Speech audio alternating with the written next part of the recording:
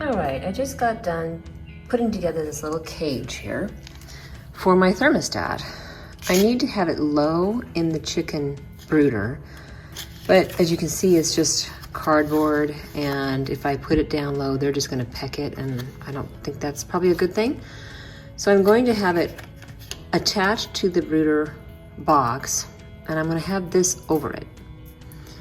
And I'm gonna attach this to, I can't really attach it to the cardboard box, it'll just disintegrate. So I'm gonna have a piece of wood here, and it's gonna attach to that, and then the wood will be up against it. And I'm hoping that will work. So fingers crossed, one moment and we'll see. All right, here's the second part. I've created the cage and I attached it to this piece of wood, you see? And I'm gonna put this inside the box. Yeah, I know it's all crooked, but it doesn't have to be fancy. And then this will be on the wall of the brooder like that. And then I can see what the actual temperature is down low rather than up on the side of the brooder, which is not giving me a very accurate reading. I don't actually know how hot it is down where they are sleeping, and I think that's important. All right, I added another piece of wood because it wasn't quite heavy enough. I want it heavy so that it'll be difficult for them to knock it over. Hopefully they can't knock it over at all. Okay, here are the chicks.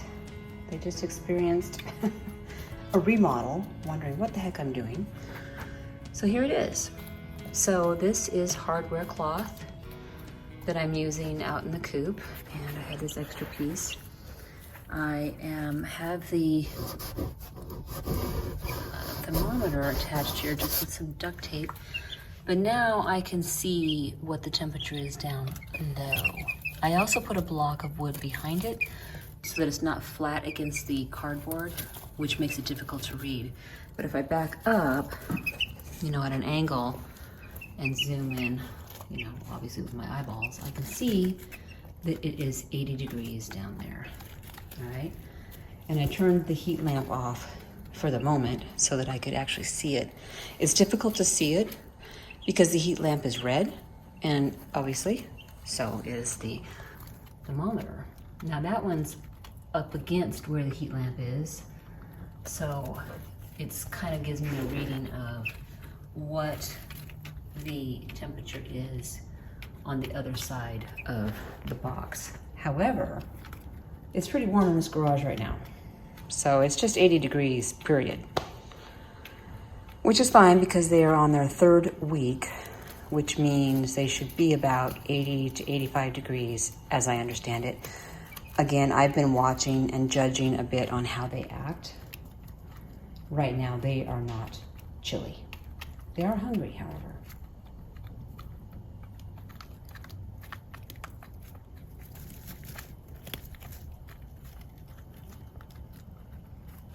Hello, how are you?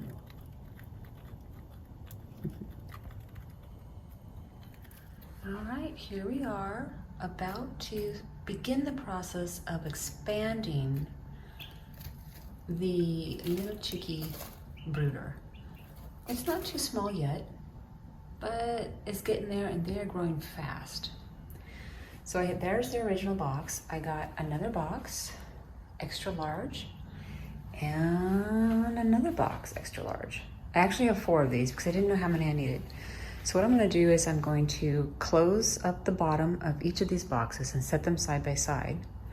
And then what I'm planning on doing is cutting a big hole in each of them so that they become one box. And then I'll cut a hole in this one, only I'm thinking of only doing it in this one section and having a door so that I literally could section them off in here, clean this one, or the other one, section them off in this one, you know what I'm saying?